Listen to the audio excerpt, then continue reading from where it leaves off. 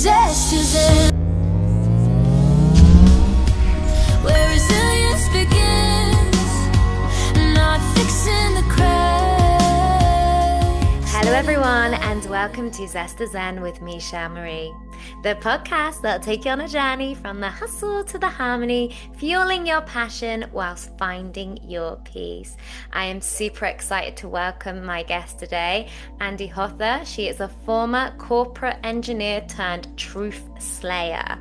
Oh my gosh, I'm sorry for saying that, Truthsayer, and I'm there calling her Slayer. Maybe that might mean something, a play on words. And she is on a mission to help 100,000 women heal their relationship with money and career through her unique blend of analytical insight and soul-led coaching. She illuminates hidden patterns, releases guilt, and guides women into more wealth, freedom, and alignment. What more could we want? So together, I believe that today in this episode, we will explore how to create a life that feels as good as it looks, inside and out. And if you feel called, please share a little love by helping amplify the incredible voices like my guest today, Andy's, by subscribing for future episodes. It costs you absolutely nothing, but it helps these powerful episodes and the wisdom shared reach many more hearts and minds. May this episode bring you the clarity, courage, and embodied confidence that you might not know you are seeking, but you are indeed. Like all of us, we always should evolve and expand and up-level. Welcome, welcome, welcome. Hi. Oh my God, I love that. That was so great.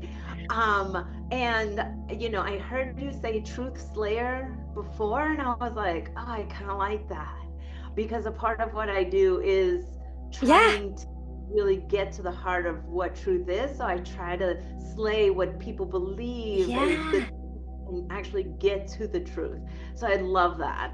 Oh, well, it's so interesting because I realized I kept in communication with you. I did, even if I wrote it, I was meaning slay each time. And even still there, it being there and seeing it, for some reason, I just think sometimes there's a powerful take on how no matter how we read it, what we see, we always have our own perspective. We always see what we think it is. Instead of sometimes what it actually is. So I'm actually really, I'm really shocked that I caught that last minute because, with one little letter difference.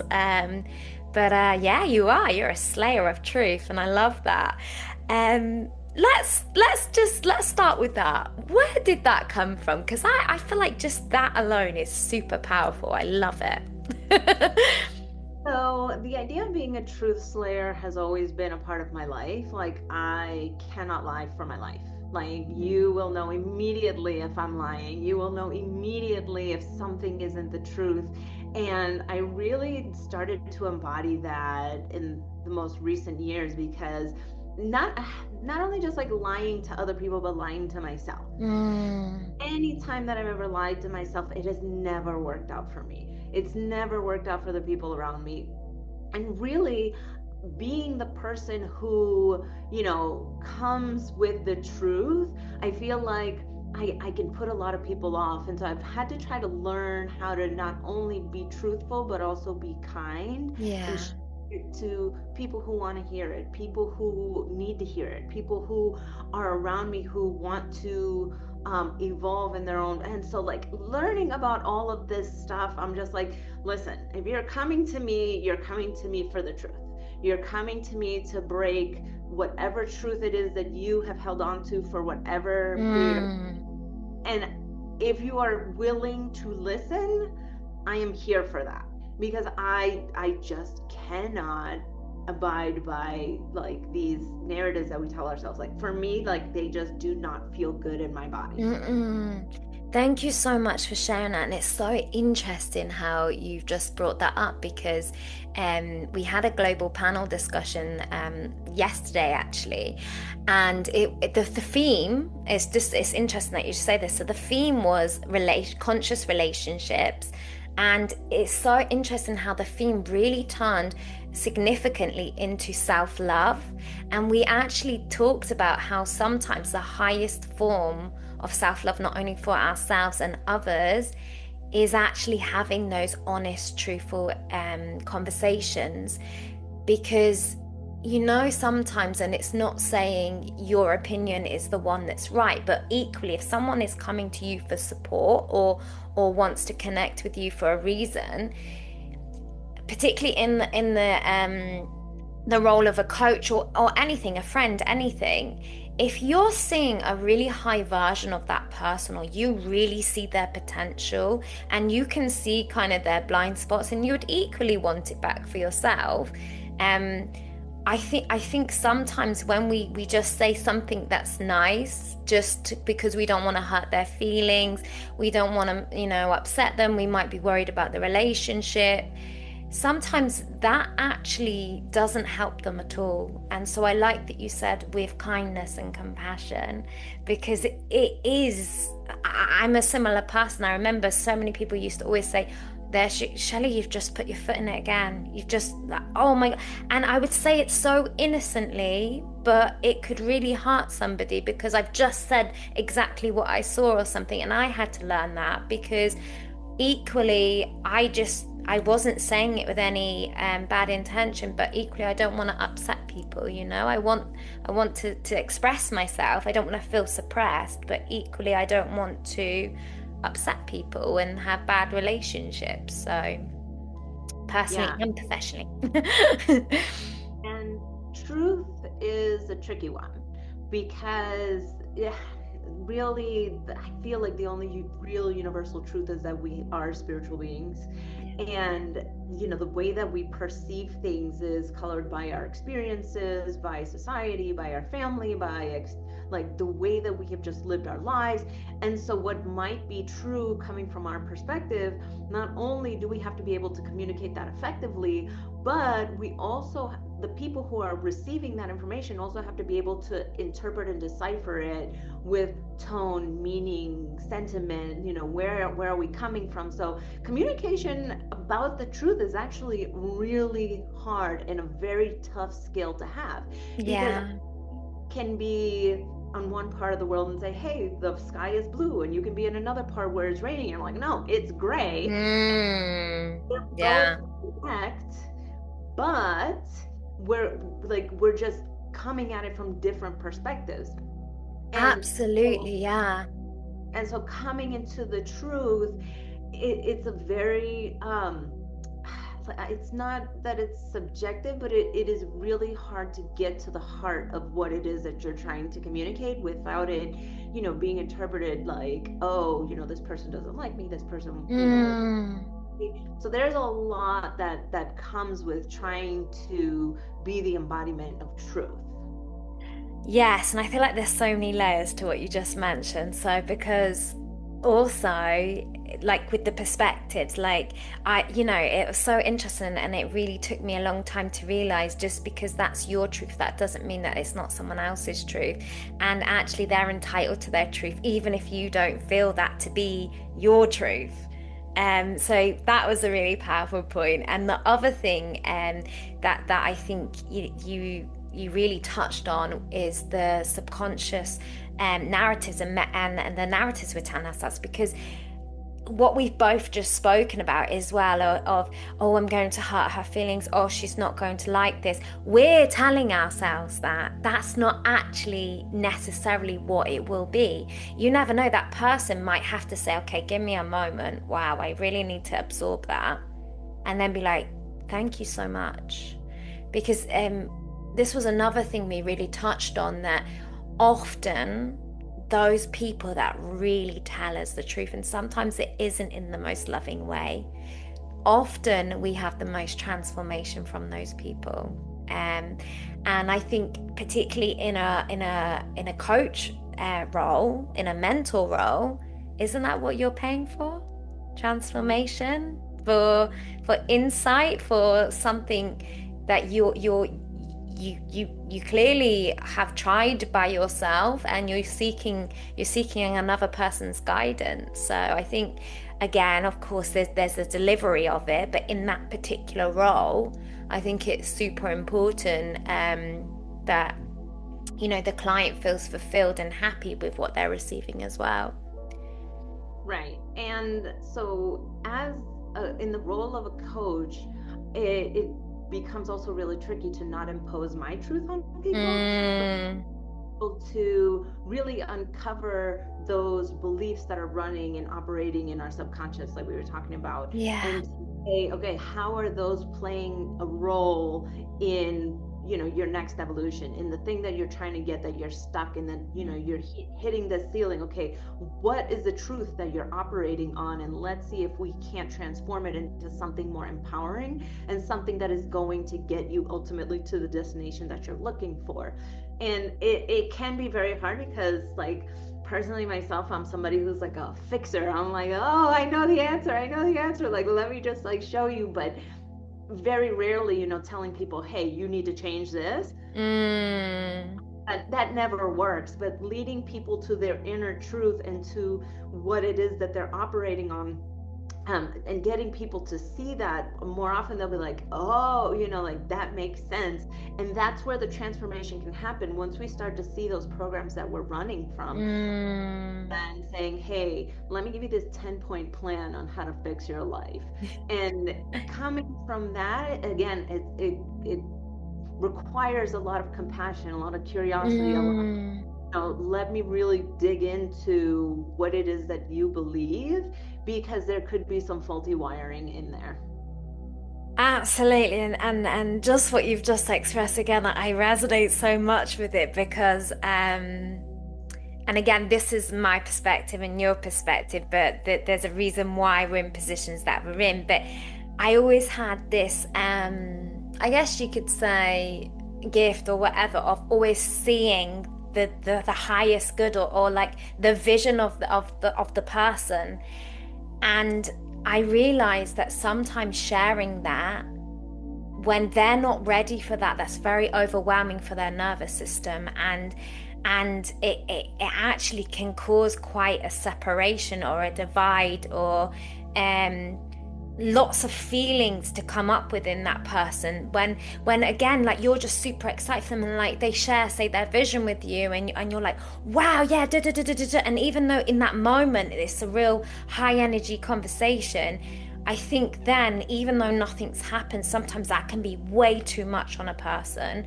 And so I think that's really clever what you mentioned, and of course, like, the role of a coach is to not fly them straight towards the destination.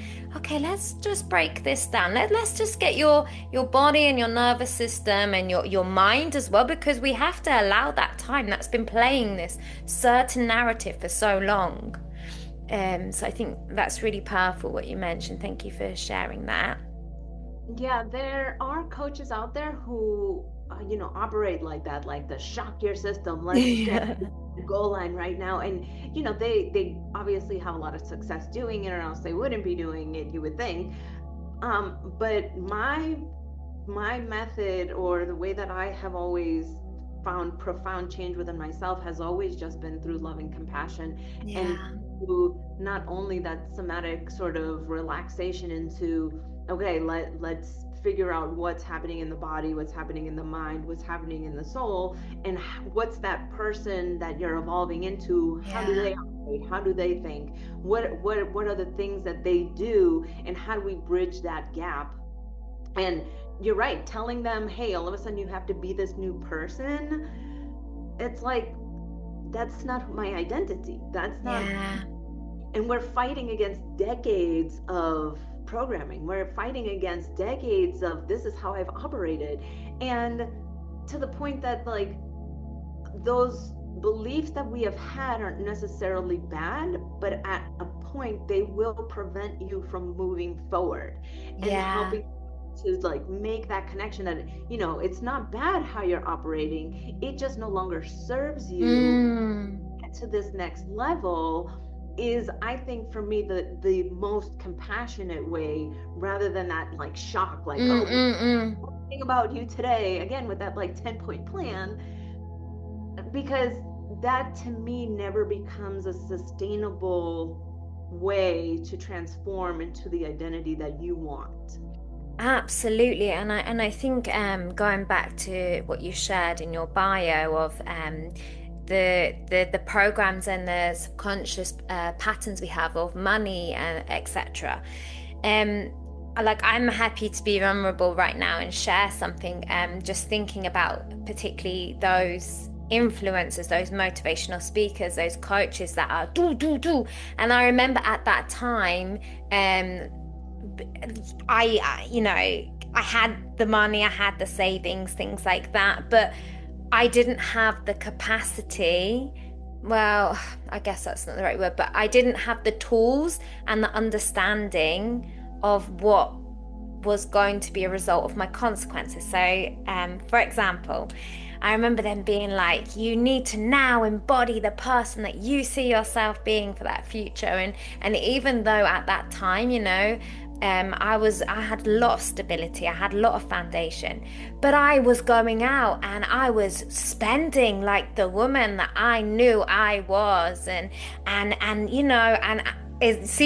but this is the thing, and I think it's super important. And that's why I'm happy sharing this, because my nervous system, without me knowing, my subconscious were like, what are you doing? Like, what's going on?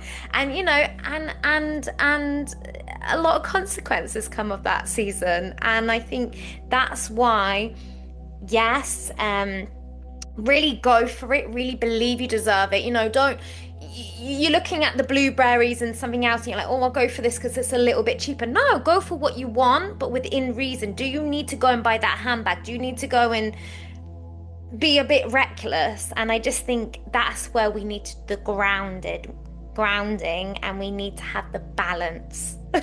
And maybe the story we tell ourselves, it doesn't mean go buy it now. Maybe tell yourself, I could if I wanted to, and right now I'm in a position that I could, but actually I'm going to use my money in a different way, instead of, oh, I would like that, but I think that's a bit reckless. Like, it's those narratives we're telling ourselves. What would you say to that? So I'm not laughing at you. I want you to know that I'm so relating, because I did the same exact thing. When I left engineering for the first time, I was like, I'm gonna be like this fantastic coach that's gonna be making millions of dollars. It was 2020, so it was like COVID, like the world shut down, and I'm like, yes, super successful right now. And really, a lot of the times when we're following these influencers and they're like, do, be, do this thing, we have an idea what it means to be that person that we're trying to embody. And so for me, when I was doing the reckless spending, when I was doing because I would do this, the piece that I found that was missing was that even though I have money right now, even though like I'm comfortable, I'm okay, I'm doing everything, I'm still very conscious about what I do with my money. Yeah. And be respectful of money. Have a relationship with money. Don't just give her to anybody or him. We don't have to do a gender, sorry. It's like I spend in alignment. Yes. Me just spending all crazy and reckless was this idea that I had that, I'm going to have so much money that I'm just going to be blowing money left and right. Yeah. That was devoid of that relationship that you're talking about, that it was never conscious.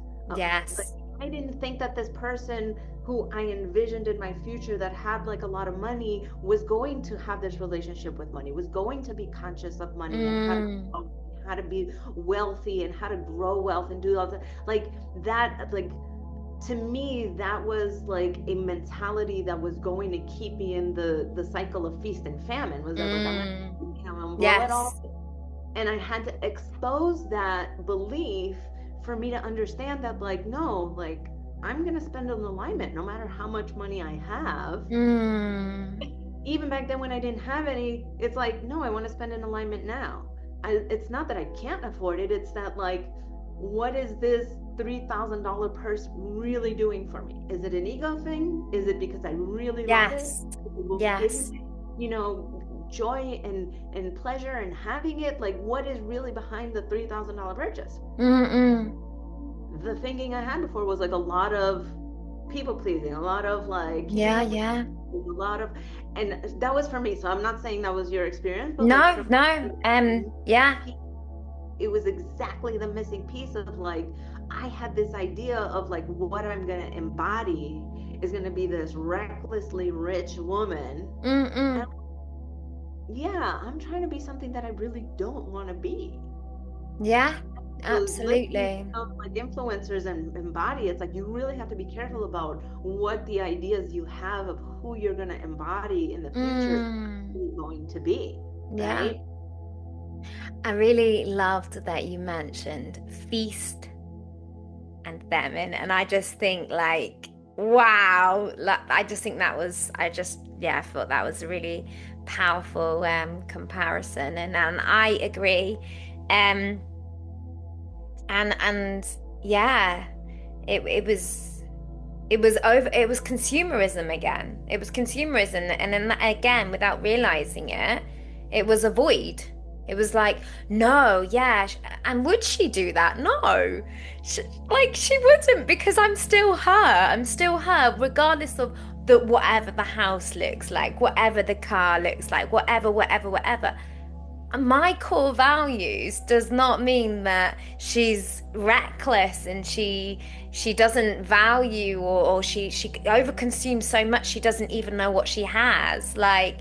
And I think that's super important. And, for some people, if you feel inside that you feel great with that, like, it's always checking in with yourself. But I know now I was doing it because I wanted to show, yeah, I can do it, because that's what she would do, because I still didn't understand who she was.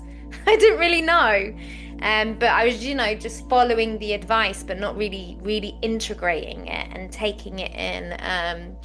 And I think, it's a process, like what you say. It's like, after years and years and years of having the same narratives, having even when they're not your own, or hearing the same things, you have to give yourself some grace, because you can't just go from that to that and not expect any potential collapse, or something to come of it. Um, and I think equally, and I'd love you to touch on this, I think when you are in the process of kind of rewiring these narratives, I think we have to understand that sometimes it's going to look like they haven't changed, because our mind has been so used to collecting evidence of the opposite. So, you know, like, again, just be kind to yourself, and tell yourself, I know, okay, I know it is going to happen. And just really keep showing up, keep doing the work. Don't think it's like you show up and then it's done. Life is never like that. Um, and that's the beauty of it, isn't it? The unfolding. Yeah. Oh, absolutely. I mean, the joy is in the journey, and not know how Mm. crazy that is. And I've talked about this many times on my own podcast, that it's like the I'm reading this book, and one of the stories that it gives is so important. It's this little boy who plays playing baseball, and he absolutely wants to win the championship game to make his parents proud. And Mm. he goes to the game, and he hits the winning ball, and everybody's cheering. They throw him up on the shoulders, and everybody's excited, and they go out for a pizza afterwards. His parents are so proud and everything. And that, like, you would think this is such a wonderful story. 2 weeks later, the little boy finds out, unfortunately, that his dad paid the team to lose, and paid the Oh team to God. celebrate, and paid to like have this pizza party, and everything was just given to him. And it took away his sense of accomplishment. It took Mm. away his sense of, oh, like, we're not really in it to win it.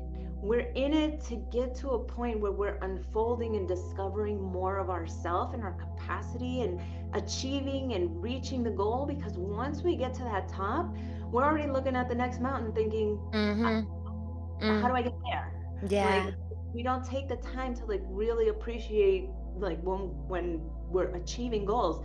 Really, it's the process behind it. It's showing up. It's, understanding the layers that are underneath, that are operating, and how we can transform that and be our best version, and showing up. And it's in all areas of our life, not just Mm. money. It's career, it's family, it's health, it's marriage, it's all of the different areas. And there's enough work there for a lifetime, right? Yeah. And that's what we often find, though. Like, you know, as much as people like say, this is my work, this is this, it all comes together at some point. And I actually think it should, because if you really are the embodiment of yourself, there shouldn't be a huge difference. Like how I'm speaking to you now, of course we have an intention and you know, we've showed up for a certain purpose. But I'm not then coming off here and I speak a very different way. I'm showing up as me and how I speak and what I enjoy and what I like to know. And yes, okay, people are in certain roles where, you know, they have corporate meetings and there are rules and regulations. Yes, but equally, you know, go back to how are you treating the people around you? Who are you at your very core? And yeah, I think it's very exhausting being so many different versions when no one ever told you you had to be. So as a former people pleaser, I was like the chameleon. I was like Same. whoever needed me to be in any situation. I was different at work, different with my husband, different with my friends, different with my parents, different at school, different. Like I just had all these different sides of me that I was like, I can just integrate seamlessly into whatever situation I perceived myself. But really what I learned was that showing up as me in every dimension, like it really not only called forth people's best and higher self from within them too, but it also removed the people in my life who didn't need to be there. Yeah. Remember when I left engineering, because I knew that there was no way that my personality was ever going to fit into that situation, into that arena. It was like, oh, I'm not supposed to be here. This isn't this isn't my home. This isn't where I'm going to be able to grow spiritually. And like with that realization, it you know, transitions so easily. And that's what happens, showing up authentically and as yourself. Absolutely. And there's something you thank you so much for bringing that back up, because this was what I wanted to ask you about earlier, and for some reason it slipped out of my mind, but it's come back round. But because I know you talk a lot about the soul and soul work, and one thing that I've really noticed now, especially when you are very conscious, because I think when you're less conscious, everything is just a constant navigation, you know. But when we go back to the truth, and you saying, you know, when you are in truth and you are in alignment, you are aligning with truth and alignment. And this is one of the biggest things I've personally noticed. If something is being hidden from you, or there's a characteristic or something you don't quite like, going back to that alignment, usually instead of doing this, you go like this, because there's usually something within that you're not quite showing, you're not quite, and it doesn't always mean it's the exact same. And I know people say about the mirror, but I think the mirror is so much greater than like, he lied, I lied. No, it's so much deeper than that. It could be like just not quite like what we're just saying, not quite showing up fully as yourself, which isn't truth. And so they might be not quite telling you the truth. So their expression is different to yours. I would just love your take on that. And I've really found that usually, yeah, if there's something that's not quite in alignment, it's usually I need to check in with how I'm showing up for that person. So this is where I get a little woo-woo, and I hope you'll forgive this, but everybody in my life is a mirror.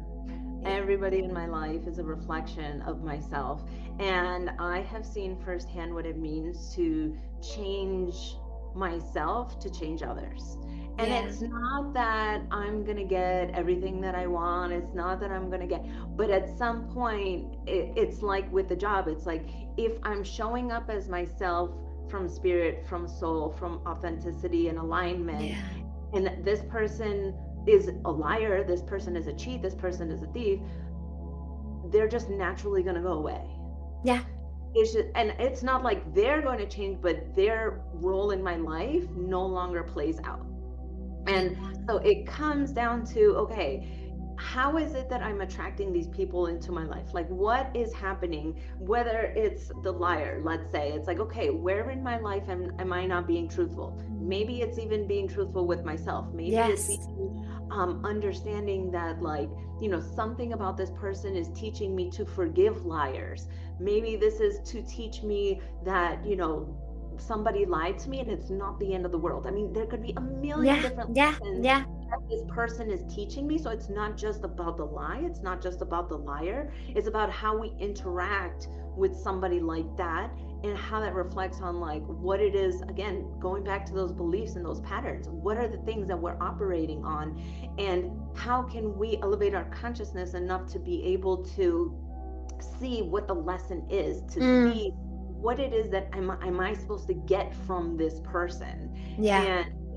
And again, it could be one of a million different lessons, and like each person is individual, but everybody is a mirror. Every situation, every challenge, everything that comes in my life is very much like, okay, what is this teaching me? What is this, like, why is this put into my life to be able to, and I'm going to give you this stupid example because, like, I'm actually going through this right now, is I'm actually in the middle of an allergic reaction. I don't know what is happening in this life. I don't know what is going on. And I just had this thought. I'm like, there's a lot of stagnant air in this house. Let me open the windows and just freshen it up. So I opened the windows, and 30 minutes later, my allergic reaction is gone. Wow. And it's not like I kept fighting it. I kept saying, oh, I hate this, and I'm scratching and lotions and like doing every single thing that I can. But when I sit here and I just think, okay, what is really happening here? And I really sense into my own body, and I think, the air is just kind of stagnant in here. Let me get some fresh air. And boom, it's like, okay, that's weird, but it's not. And those are the kind of things that, like, I train people to do, is to just really listen into, okay, what is happening with this relationship? What is happening with this situation? What is happening with this challenge? Okay, you lost this money. What was the foundation that you got this money on? What is your relationship to money? What is your relationship to spending, to work, to this, to that? How can we figure out together and co-create what, like, this new relationship, so that not only can you get blessings, but you can also retain them and keep them and protect them and grow them ultimately. Absolutely. Thank you. And with that in mind, you so beautifully led into it. If you feel like there's anything else you would really like to share, particularly on what you offer, for all the viewers listening, because I could have easily started talking more about the mirror, but you just led so beautifully into it. But just before that, I think it is slightly important that, and we touched on it already, but like, really, really don't see it as he cheated, so then does that mean I'm a cheater? It doesn't mean like that. It could be you cheat yourself out of food, or you cheat yourself out. It could be something so unrelated and actually nothing to do with that person. That person is just the mirror, the lesson, So sorry. Thank you. And the universe, like, literally does not care how it delivers the message. Yes. To you. Yes. So it could be something in money that you need to learn a lesson with your family. It could be something in health that you need to learn a lesson with yourself. Like the universe does not operate on logic. It's trying to teach you a lesson, and when you take that lesson and integrate it into every other part of your life, you find that it's going to heal significantly different parts of your life. But absolutely, like, the universe just does not care about your logic.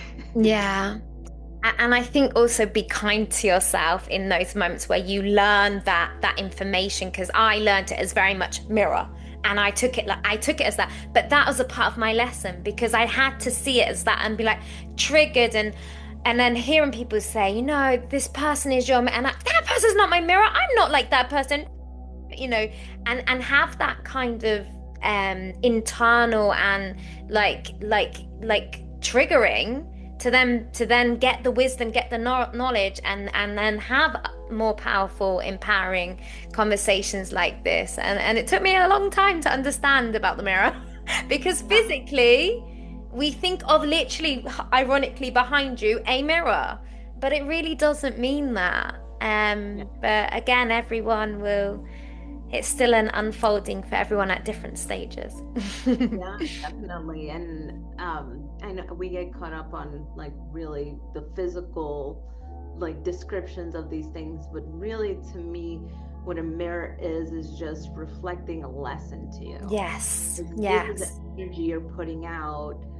This is a way that it could manifest. And not only is it important to be able to start to interact with the mirror and to like recognize that it's trying to teach you something, but to also be yes, willing to integrate it and be willing to look at yourself. And you're like you said, be kind to yourself. We're fighting decades of pre-programming, of lessons, of experiences, things that our parents taught us, things society taught us, things that like we got from social media that we're trying to fight against to really get to the essence of who we are. So it's yeah. also that with compassion and love. And that right there is like one of the crux of the problems that a lot of people have, is that like, I should be doing better, I should have this figured out, Yes. like But that teachers. goes back to so beautifully what we spoke about in the beginning of it doesn't mean because you look in the mirror you like what you see. It's a process. And you want that version now. Well, sometimes when you send out that signal, you send that intention to become that person, you've got to up level, especially if that person is significantly different to the reality you're seeing right now. And that's not always going to come in pretty little bows and nice questions and things like that. Sometimes it comes with a lot of chaos. Some of my biggest best lessons were some of the hardest, most gut wrenching, ugly crying Yeah, lessons. When I come out on the other side, I feel so much better for it. yeah. Because that's the root. That's the root. You can have that little like I even think like even crying, just while we quickly talk about this, we will go back to you sharing all your information in a minute. But um even the crying, I remember even with the crying, it was so controlled because it was so uncontrollable when I was younger that I was like, I'm never going to feel that pain again. I'm never going to cry like that again. And I realized that even when I cried, like I remember once I cried in front of my friend and she almost was kind of smiling and I was like, this is not funny, why are you smiling? She was just like, I've never seen you, I've always seen you always put together, always like always empowering, always positive. And I'm actually really thankful that you've allowed me to see you like this. And that's when I was like, wow, even when I'm sad, I'm controlling it without knowing. Like, I really think I'm crying. But like what you said, when you really have that gut wrenching, like crying, that's when you know. And often you're then quite hard on yourself to start with, of like, stop now. Like, I don't, because you don't like the feeling of it. But that is the root. That is really pulling it out. And like what you say, it's almost like you're exhausted. And then afterwards you're like, oh, I feel good now. Well, when you're crying, you're really destroying the ego. You're Yeah. really getting rid of the I can do this. You're it's a form of surrender, that it's like you're just really releasing all of that pent up anger, frustration Yeah. that you got in there, and you're finally destroying the ego and getting to a place of, what, I can't do anything about this, and just Yeah. allow universe, source, creator, God, however you call it, to come and really start to manifest in your life, to come forth Yeah. in your life. And so for me, crying is like a monthly must do. Massive release. It's such a release. It's Yes, it's really absolutely. powerful. Um and that's why I hope more men in particular, because they're still stuck in the little boys don't cry, and I really hope that more men really really like show that vulnerability, especially in their intimate relationships where they don't feel like they're not strong anymore and they're weak because they've expressed themselves. Like if they really, I don't know why I'm feeling a bit emotional about this, but when you have connected with someone and they can't even feel safe enough to cry in your presence, I think that's, and again, it's not always on the woman. It's not, or we're not talking about genders here, sorry, the other person that you are with. Sometimes it is that person, like what we said, I was controlling it without knowing it. They might not know it, but I think in order, we have such a vast spectrum of emotions, and if we really can't express all of them and feel comfortable to express all of them because we feel a slight judgment, which is something we place on ourselves or we feel from the other, we just have to question that, I think, in our relationships. Yeah, people who cry are the most powerful. People who cry can actually get to a place where they can surrender. And I know I'm going to keep coming back to this, but with the universe stepping into power, you just have this unlimited power at your disposal when you get out of your own way. Yeah. You cannot become so emotionally vulnerable as to cry. You are missing out on infinite power. You are missing out of creation, of ability to manifest, of ability to be present, of ability to really get into, as you say, uplifting those roots. And the person who cannot do that misses out. And I really like that you've mentioned that, because I think sometimes, whether intentionally or unintentionally, because I also believe that even in the spiritual world, there's like certain things being classed as spiritual, being, quoted as that, but they're really not. And in this whole high vibrational thing of like, it is almost like frowned upon sometimes to be in these lower vibrations of, then you're going to cause more chaos, you're going to attract more of this, and again, it's that narrative you're telling yourself, because if you tell yourself that, it's true. Yeah. That's the powerful thing, is you are actually the creator. So if you believe that and you tell yourself that, guess what? It's true. So we just have to keep going back to what we are telling ourselves. Take responsibility, and if you, and the reason why I say that is because I was stuck in that at one point of really not crying, because I never wanted to be in these lower vibrations of shame, of guilt, and all this. And I created that. I told myself that. So, well, I think crying is different than guilt and shame. Yes. And I think that, yes, crying is, you could say it's a lower vibration if you stay there.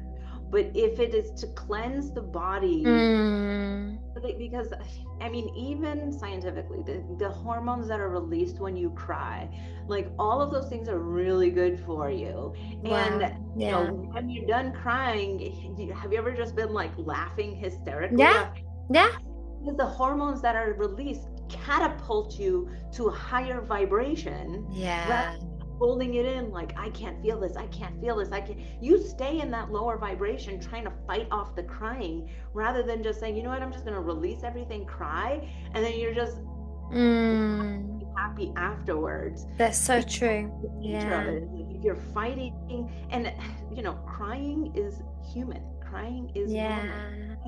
Feeling pain, it's what we do with that pain. It's what we do with the tears. It's what we do. How long do we stay there?